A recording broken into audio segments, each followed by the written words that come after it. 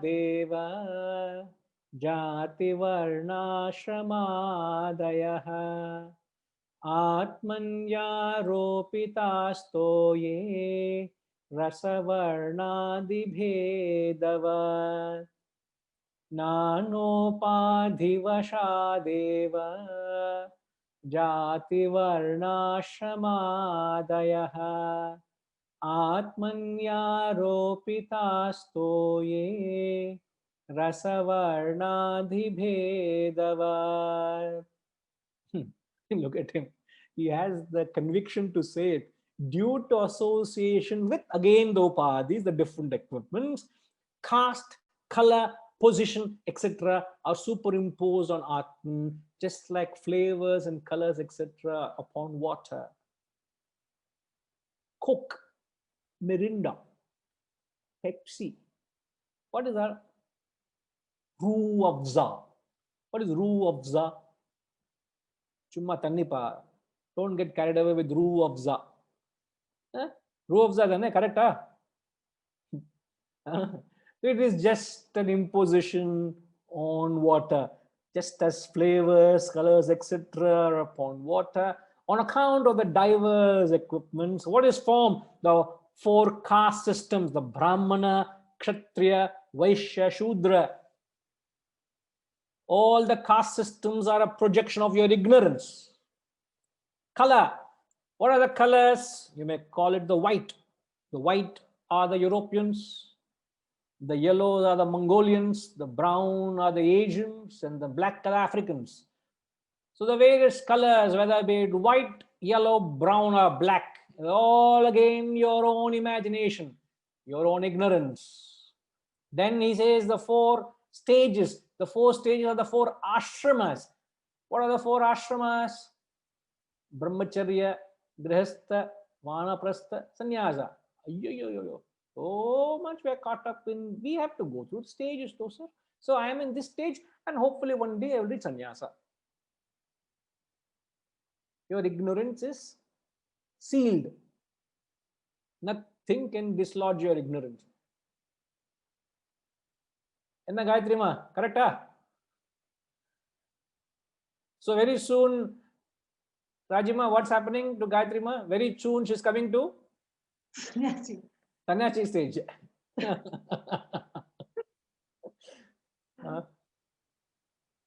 So we keep pulling Gayatri ma like Sannyasi, we are promoting her to Sannyasi stage soon. So all this and etc. Adi. Now, what are all the various forms that you're creating? So all these names and forms is our own creation. We are caught up in it. And it's going to be a humongous challenge to break from all these divisions of castes and color and creed and these varnas and ashramas, to break ourselves from all these and see something beyond it. It's a humongous challenge. Humongous. Impossible. Almost impossible. But we can't say so, because very much a reality that you can attain the self. But all of this is happening because of Atman identifying with the various equipments, create various manifestations. That's about all. Water is colorless and tasteless, as it says, because of the other substances, the flavors and colors, it appears different. So you need to, the verses 9, 10, and 11, he's pounding on the truth, isn't it? So the 10th verse, he said, Atman appears pluralistic because of its association. Verse 10. Verse 11 is saying, because of that result, the various properties and limitation of equipments are superimposed. All these things, the limited, are superimposed on Brahman because of the association. So one is association. What is the result of it? All these are formed. Tinkima, are you following? Or already Hari Om. Yes. Overloader. No, no. All right. Thinking it. Yeah. Because when I actually, when you read out this verse and you were reciting the verse, and I was just reading in English what it was written, and this is where without a guru we really don't understand. And I said, "Arey, ye to bahut simple hai, just a repetition of verse 10." Ah. But 3 tumblers and glass and nothing changes. It's just the color of the glass that affects. Finished. For me, that was the meaning. Right. I would have never in my wildest dreams have thought of this form and color and the stages and all. So thank you for bringing that out. No, we must thank the Guru, Adi Shankaracharya ji, to have brought this. Without him, we would not understand, isn't it? Correct. So, in fact, we're all caught up in this plurality. We're all caught up in plurality. And there are only certain moments where you don't get caught up in the plurality. What are those moments? Can anybody guess?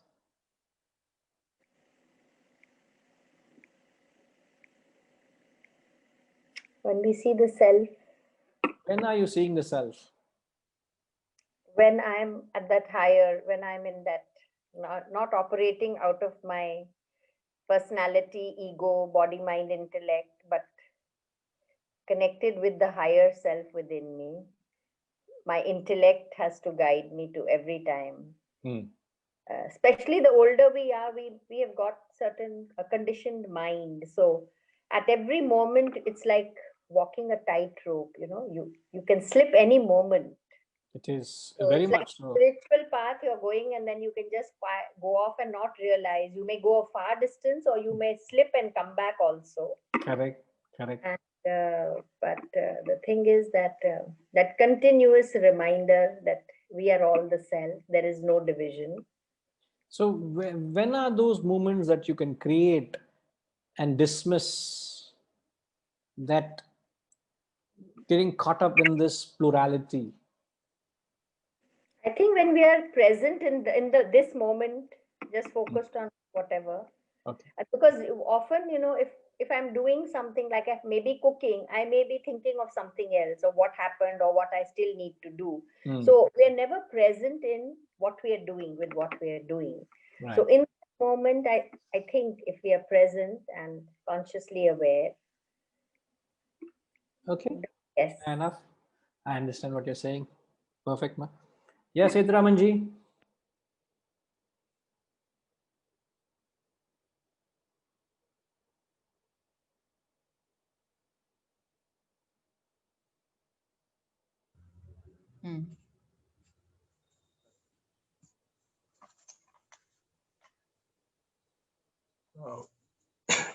When we are in deep sleep, Guruji,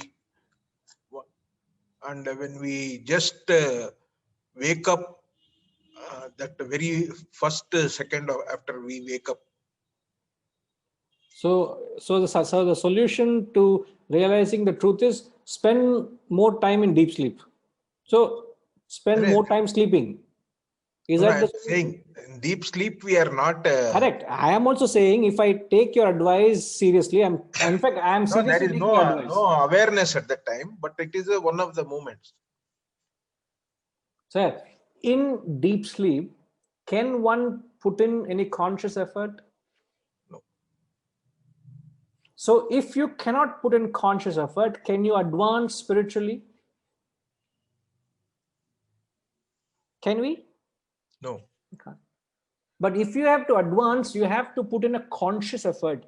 So we are talking about still the experience of the waking state, where you're conscious. But now I'm caught up in the plurality of all this color, caste, creed, ritual, Shaivite, Vaishnavite, black, white, good, bad, right, wrong. We are caught up in all these things. So my question is, what are the moments where we can rise above that and attune to the self?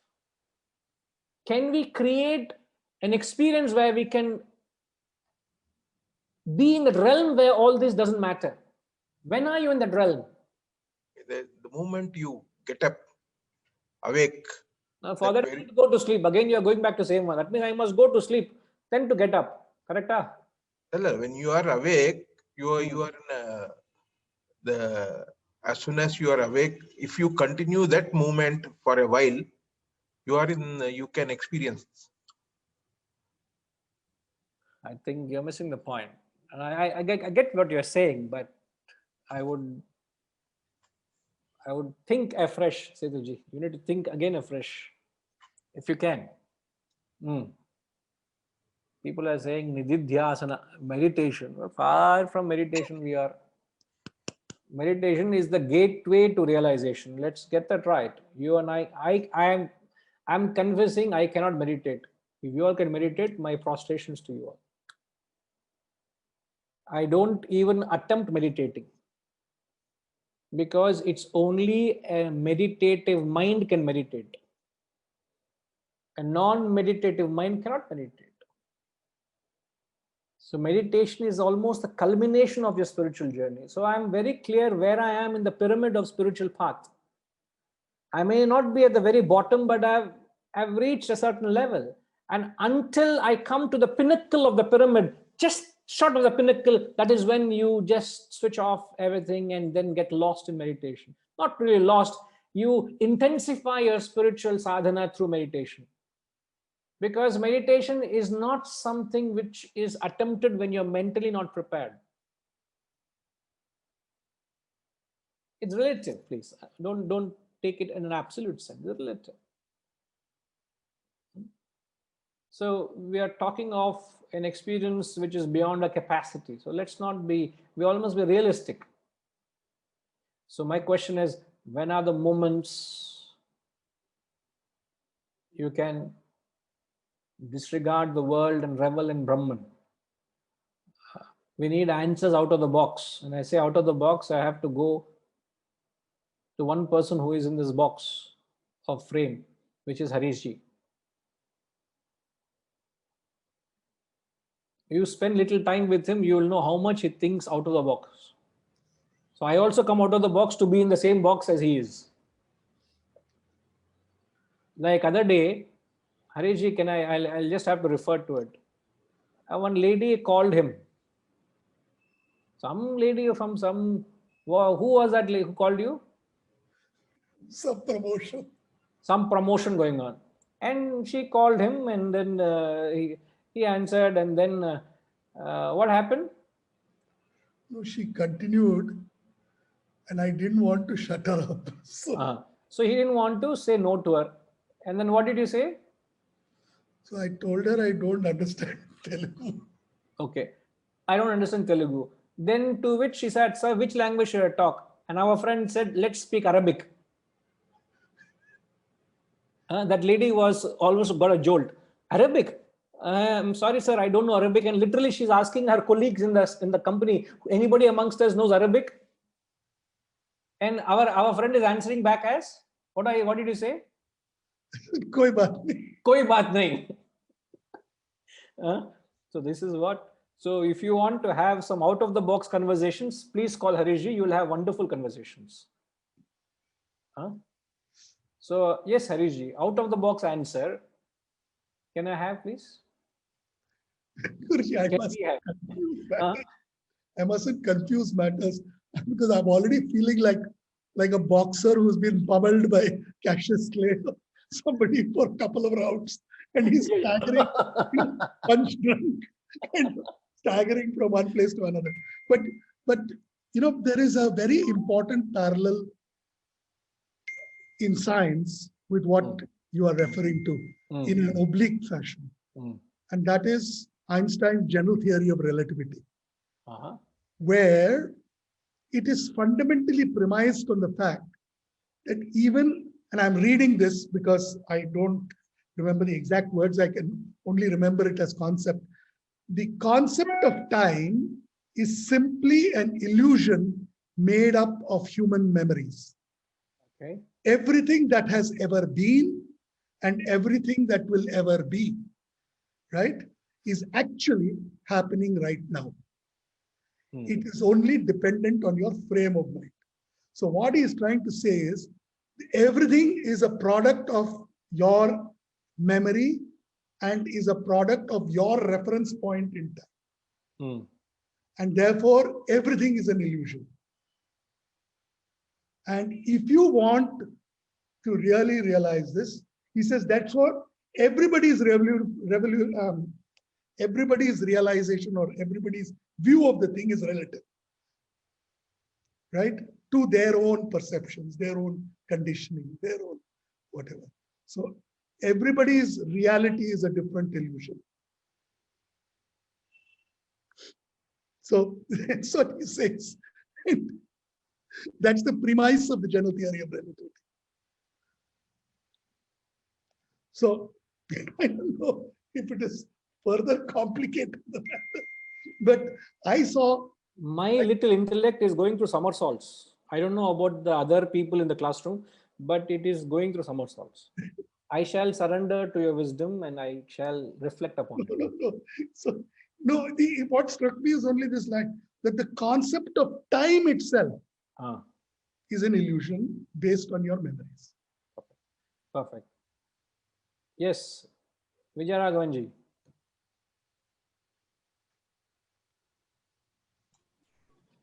Guruji, I don't know anything much about meditation, but I find that if I Congratulate can yourself. remove all the thoughts. No, first I congratulate yourself. You do not know. Not knowing is No, the best thing that I can plead happen. guilty. I haven't even, given it a thought. I'm congratulating you actually.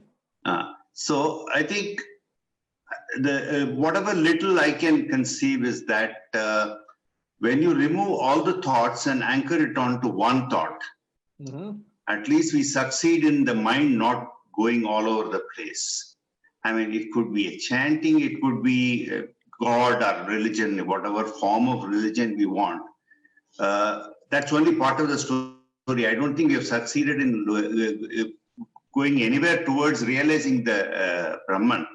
But at least we have removed all the uncontrolled, unbridled thoughts which are flitting here and there. That's the only thing I can practice. Right. Perfect. Perfect. Yes. Yes. In fact, very rightly said. And I hope you are able to relate to what I'm going to say. The last hour or so, what are you trying to do? The moment the class started, we got onto the verse. We just kept pounding this truth of the reality, the consciousness. Was there any other thought in your mind the last hour or so? So are we not trying to instill the thought of the reality, attune to it, conceive it? As Tinkuma said, it just baffles certain concepts and how we are able to see beyond it and where we are and things. So the answer is that opportunity of trying to attune or revel in that self, transcending all these limitations and all the diverse expressions, is created when you revel in the scriptures. When you come in contact, when you spend time with the Shastras, the theme of the Shastras is Brahman. They do not talk anything other than God or Brahman. The highest declarations of the Shastras is Brahma Satyam Jagat Mithya. Isn't it? The world is not real. Brahman alone is real. And where do you get that? Only when you immerse yourself in the study of the Shastras. The last hour or so, that is what we've been telling, isn't it? So when can you create that opportunity for yourself? Pratasmarami hridi samsfuradatma tattvam satchit sukham paramaham sagatim turiyam yat swapna jagara sushuptamaveti nityam tat brahma nishkalamaham nacha bhuta sangaha. Every morning, pratasmarami.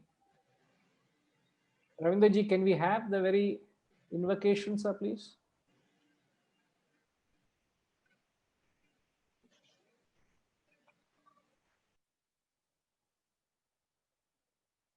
Every morning you can get into this frequency. Every time you get into the Shastras, you can retain and revel in this frequency. So the translation, in the early morning, I contemplate on what? On the Atman, the essential self shining in the heart, which is Sat Chit Sukham, existence, knowledge, bliss, the supreme goal. The fourth, which constantly illumines the waking dream, deep sleep. I am that Brahman, not the assemblage of elements. Tad Brahma Nishkalamaham Nachabhuta Sangha. So if you sow the seed of Brahman the first thing in the morning, believe me, rest of the day you will revel in that thought. It becomes the Shruti behind everything that you do. Everything that you do thereafter is only for that thought which will resonate. The purity of the thought will overwhelm all the other mundane, worldly thoughts. You will just be Nitya Smarana thereafter. So you have that opportunity. Don't let that Brahma Muhurtam pass away. If you go beyond that hour, you have lost it. You get caught up in the Nama Rupa, the diverse names and forms. You only caught up in it. Caste, creed, color, name, form, all will overwhelm you. Yes, sir. Thank you. So all will overwhelm you and then you will get carried away with it. So you have that opportunity to reinforce this thought by yourself early morning every day. So in a way, Sethuji is right. After you get up, I think that is what maybe Sethuji meant. Correct? Sethuji? See, inwardly we are connected, sir. Some connection is always there. So when you revel in the Shastras, you will get the essence of the Shastras. The quintessence of the Shastras is Brahman. So replace the thought of the lower with the higher. That's all you will have to do. That is all that you will get. That will be rasa. The thought that would linger after the class is only this. Because that is essence we have discussed. Which is the very essence which they are giving. Isn't it? So what you got to do is you got to revel in the thought so that this thought replaces all other thoughts. There is no other way. Uddharet atmanatmanam. Gita says you got to lift and raise yourself by yourself. You got to do it. Nobody can do it, nor can you delegate it to anyone else. You got to do it yourself. So you got to do it. Get up in the morning. Like it or not, it's one of the most bitter things to do, but one of the most auspicious things to do in the early morning.